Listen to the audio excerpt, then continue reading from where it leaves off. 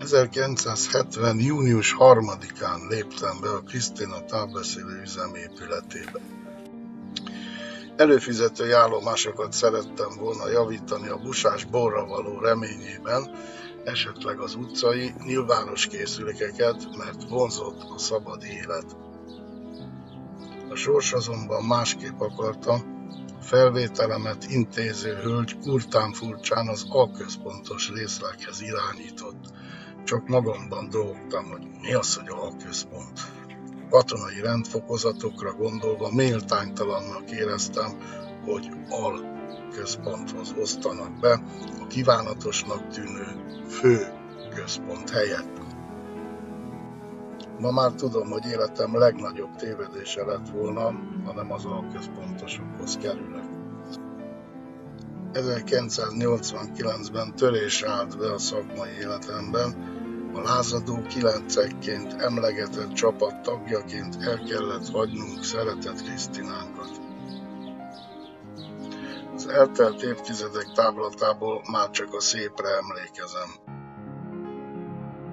Hiszen ott a Krisztinában, a postapalotában ismertem meg azt a lányt, akivel 2022. július 15-én ünnepelhetem majd 50. házassági évfordulónkat.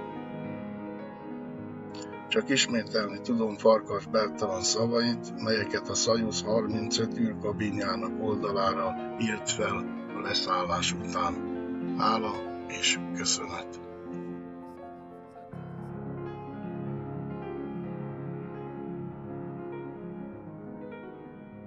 ...1962 karácsonyára kaptam meg a Riadó a naprendszerben című novellás kötetet, ez egy science fiction novellás kötet volt, és ebben az egyik novella, szerintem ma már karnyújtásnyira vagyunk a tényleges megvalósulásától. Egy frissen megházasodott fiatal párnak az volt a nászútja, hogy fölmehettek a világűrbe, ott tölthették el a nászútjukat egy föld körül keringő űrállomás fedélzetén. És az egyik alkalommal az újdonsült férj az egy űrsétára kiment az űrállomásból, és leírta a szeme elé táruló gyönyörű látványt, arról a súlyos kék gömbről, a földről, a tintakék óceánokról, a fehér jégsapkákról, a zöld növényzetről, a sárga sivatagokról.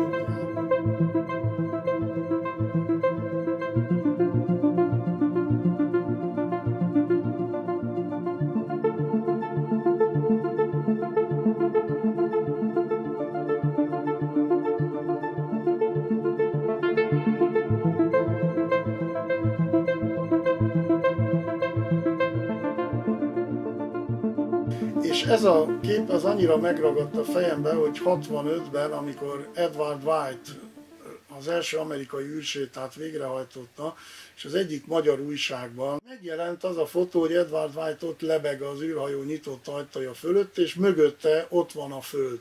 Lehet látni a tintakék óceánokat. Végül ez a kép adta vissza azt, ami 3 éve már ott volt a fejembe. Nosza kivágtam azt a képet az újságból, a hozzátartozó szöveggel, és gyakorlatilag ez volt az itt látható hatalmas archívumnak az első kép.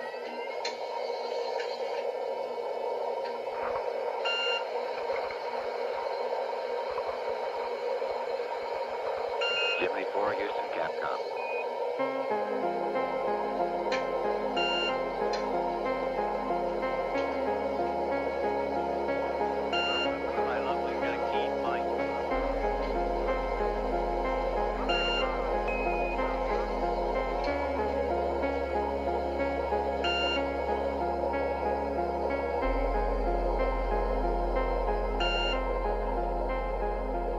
És ettől kezdve kezdtem el gyűjteni az újságokban megjelenő fotókat, szövegeket.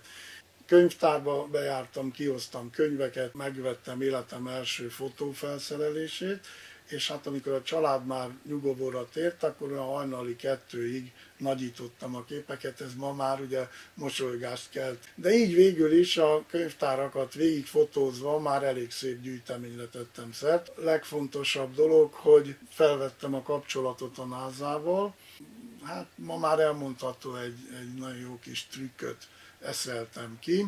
Ennek az volt a lényege, hogy egy gondosan kiszámított időpontban feleségem nevében írtam egy levelet a NASA-nak, hogy szeretném meglepni a férjemet karácsonyra egy-két amerikai űrhajósokról, holdról, rakétáról, stb. Készült fényképpel, de hát Magyarországon ugye ez nem lehet hozzájutni, és a férjem más nem fogad előtt, nem érdekli az arany, nem érdekli a semmilyen ilyen dolog, csak az űrhajózás.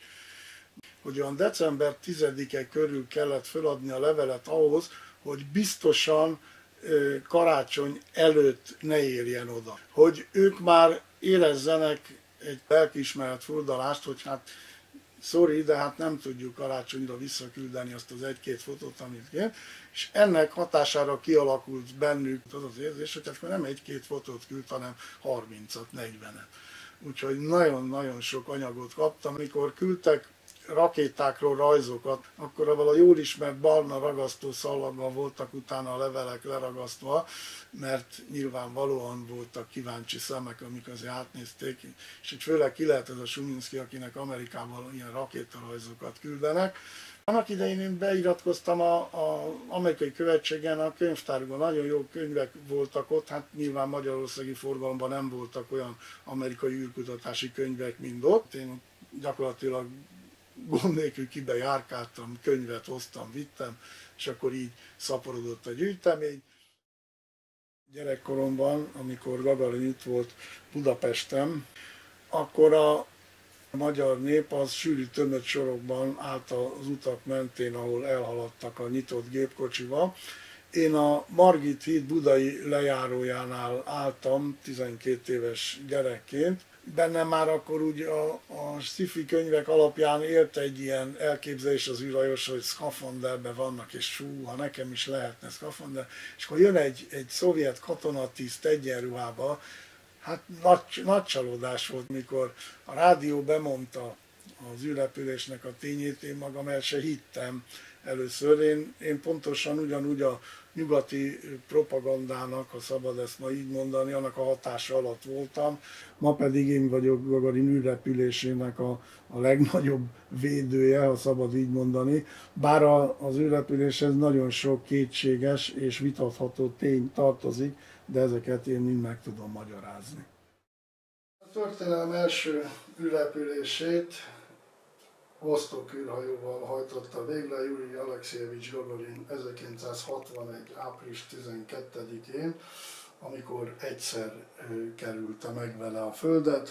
Gyakorlatilag ebben bebizonyosodott az, hogy az ember, ha megfelelő feltételeket biztosítanak a számára, akkor túl tudja élni a világűr ilyen mostoha körülményeit is, megfelelően védve van vele. Hát ez volt a történelem legnagyobb űrversenye. A kezdeti időkben, ugye 57-ben az első mesterséges égitestet a Szovjetunió bocsájtotta föl, alig egy hónappal később az első élőlény, ugye Lajka kutya is eljutott a világűrbe, majd az első ember is, hát Amerika úgy nézett ki, hogy egyre jobban lemarad. John Fitzgerald Kennedy 61-ben ugye elmondja azt a nagy sikerű beszédét, amit 62-ben meg is ismétel az egyik egyetemen, hogy míg az évtized vége előtt embert küldünk a Holdra. Az az utolsó lehetőség volt, hogy visszaillessze a fejére a jócskán megtépázott Nimbus koszorút, és hát Amerikának ezt azért kell megvalósítani, mert nem könnyű, hanem pontosan azért kell eljutni oda, mert ez egy nehéz feladat, de a nemzet erre készen áll.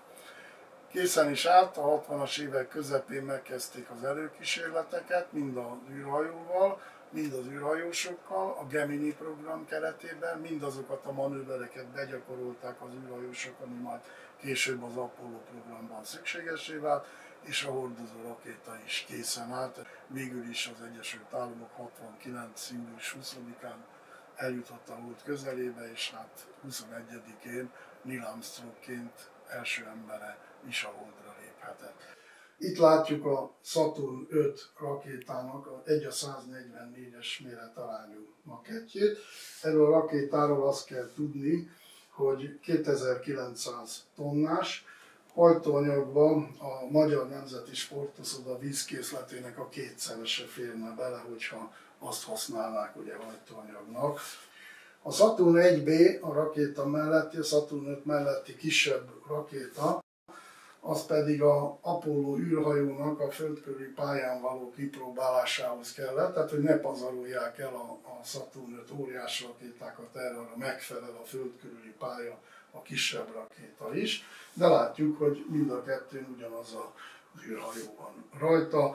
Itt fönnebben a kis picike háromszögben 3 ember foglal helyet, ott látjuk a 3 embernek a méretarányos makettjét, és ott is van egy picike Apollo űrkabin, ami 1:144-es méretarányban így néz ki.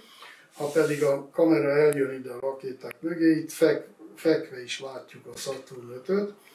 Aki elutazik majd az Egyesült Államokba, akkor ott a Houstoni központban, szabad téren akár körbe is járhatja, ugyanilyen fekvő állapotban van.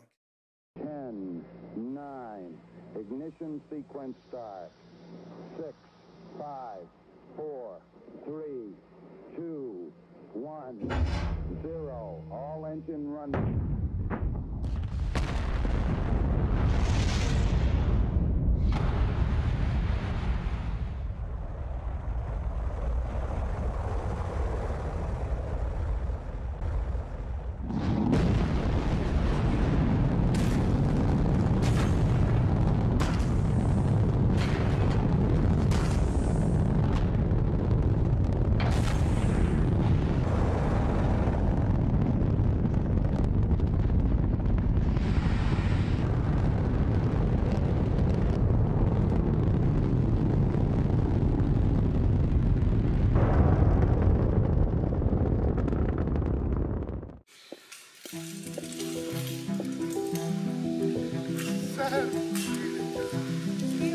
Hova mész?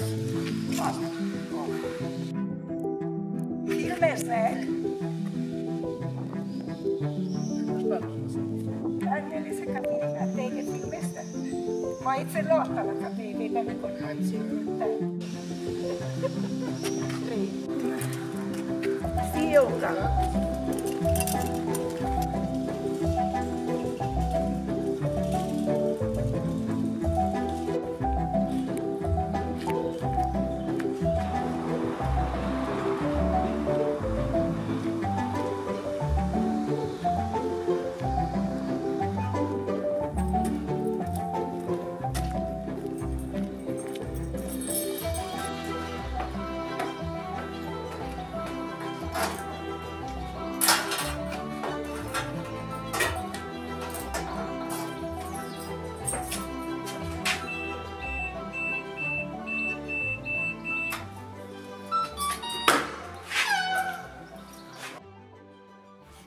Na, így néz ki.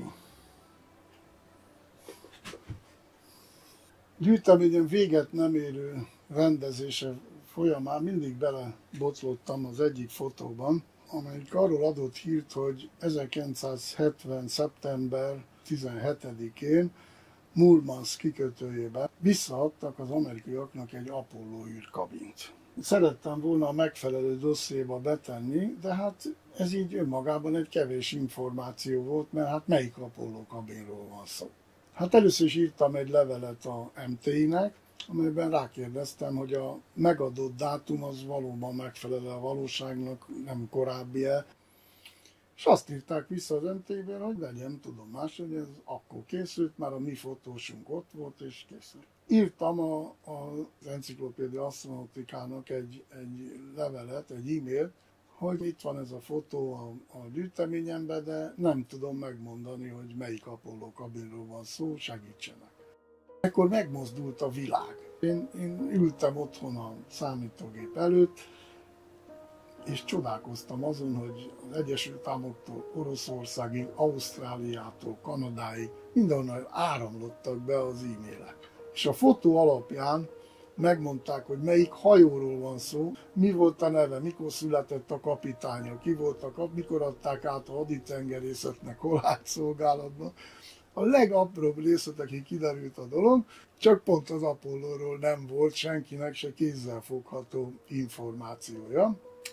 Aztán lassan kezdtek csordogálni ilyen-olyan dolgok, egy tengeri hadgyakorlat folyamán derült ki az, hogy egy Apollo űrhajóval gyakorlatoztak amerikai űrhajósok Angliában, majd hazafelé menet a hajó elvesztette ezt az űrkabint. Egy hadgyakorlatot szakítanak félbe a szovjetek, és teljes gőzzel megindulnak a kabin felkutatására, és sikerrel járnak, tehát az amerikaiak előtt megszerzik ezt a kabint. 2 évig van szovjet fogságban, közben, hogy az amerikaiak megnyerik a holdversenyt, tehát kis érdektelenné válhat ez az Apollo kabin.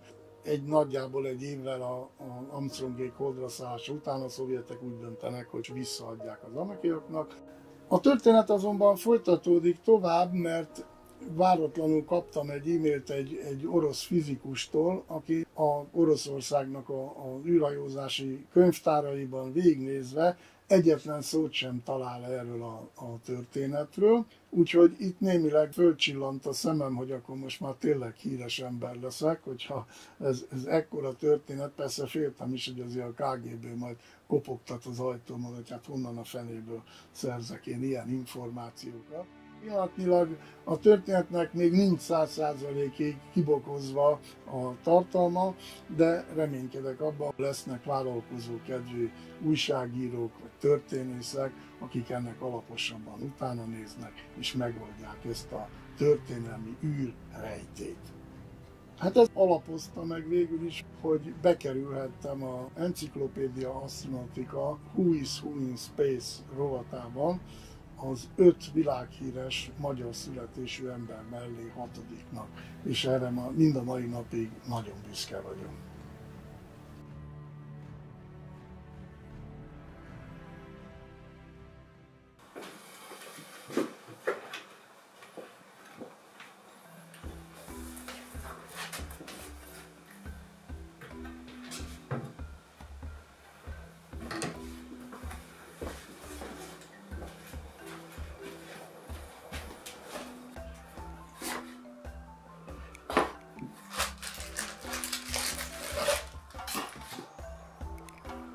Tehát ez a híres nevezetes Pilla nevű műszer, ez egy sugárzást mérő eszköz, amit Farkas Bertalan használt először a Saljut 6 űrállomás fedélzetén. Tehát amikor ezt a műszert megalkották, akkor pontosan az volt a cél, hogy azok a berendezések, amelyek 20-25 kilót nyomtak itt a Földön, nyilvánvalóan nem lehet fölvinni az űrállomásra, viszont ha ilyen picibe meg tudják alkotni, akkor már létjogosult ennek a használata, még a világűrben is.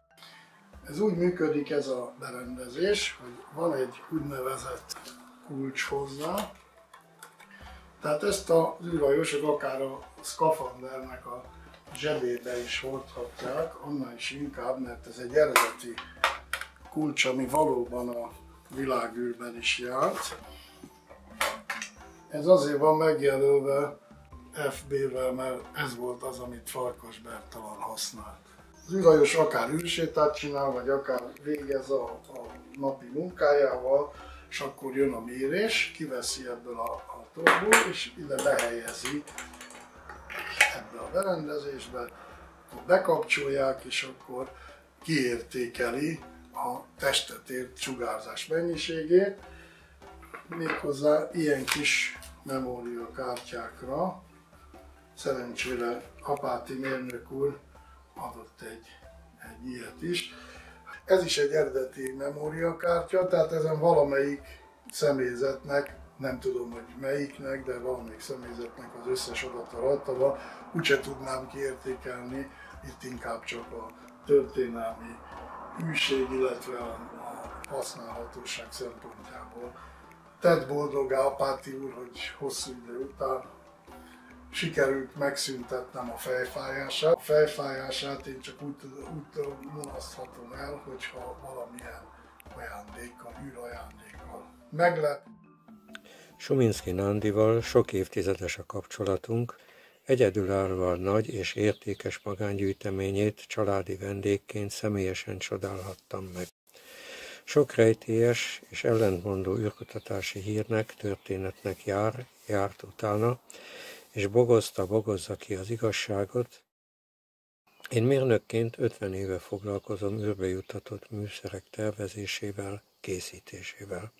Ő időről időre megajándékoz a személyemmel, tevékenységemmel kapcsolatos hang- vagy videóanyagokkal.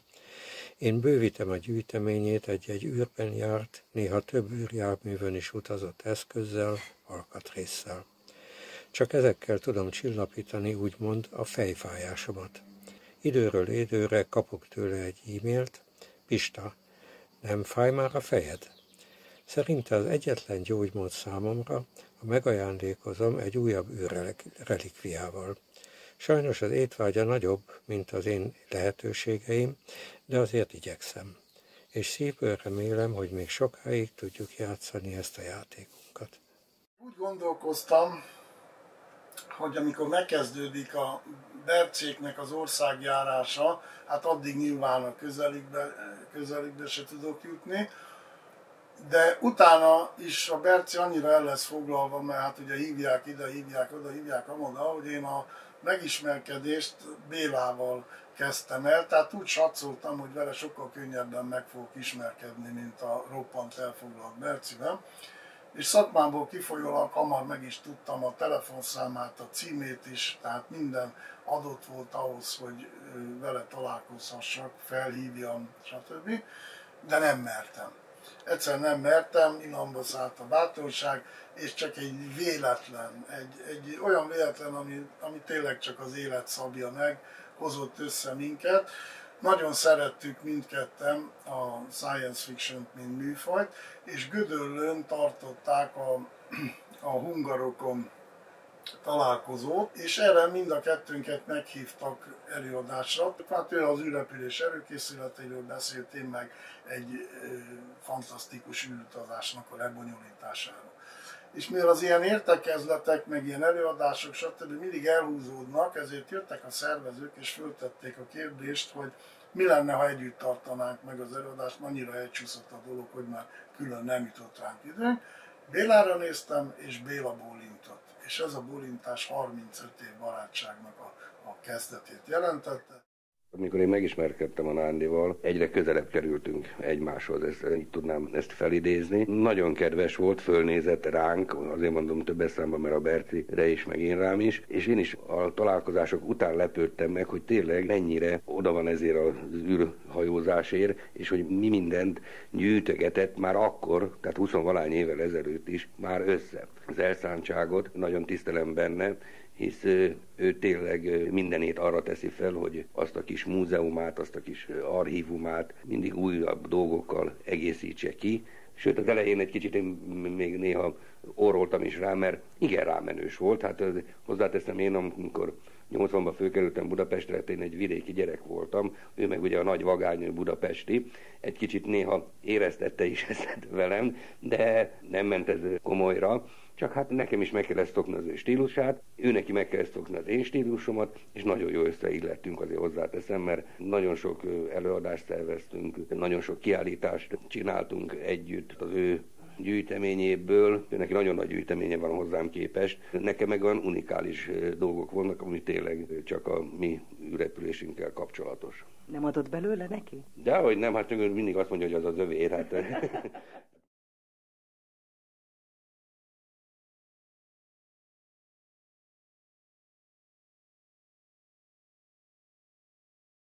Szeretném a gyűjteményemet, ha nem a kukákba kerülne, hanem valaki legalább olyan lelkesedéssel, vagy még nagyobb lelkesedéssel továbbvinni ezt a rengeteg dolgot, amit mondjuk így 5 évtized alatt összegyűjtöttem. Én ameddig élek, azért nem csak oktatni szeretnék, nem csak tanítani szeretnék, nem csak a gyűjteménnyel megismertetni az embereket, hanem ezt közkincsé tenni, amit én már egyedül nem tudok megtenni, amit csak egyet bizonyít, hogy egyedül kevés vagyok hozzá, tehát több ember kéne. Az űrmúzeum munkahelyet is biztosítana, egy olyan fejlődést és egy olyan adatbázist biztosítana a tanulók számára. Ahonnan az űrkutatással kapcsolatban szinte mindent meg lehetne tudni. És ez az, ami pillanatnyilag nem megy, nem adom fel, mert nem szoktam sose semmit feladni. Tehát mindig bízom, de hát a remény, mint ahogy az életem lánga is azért nyilván fogy.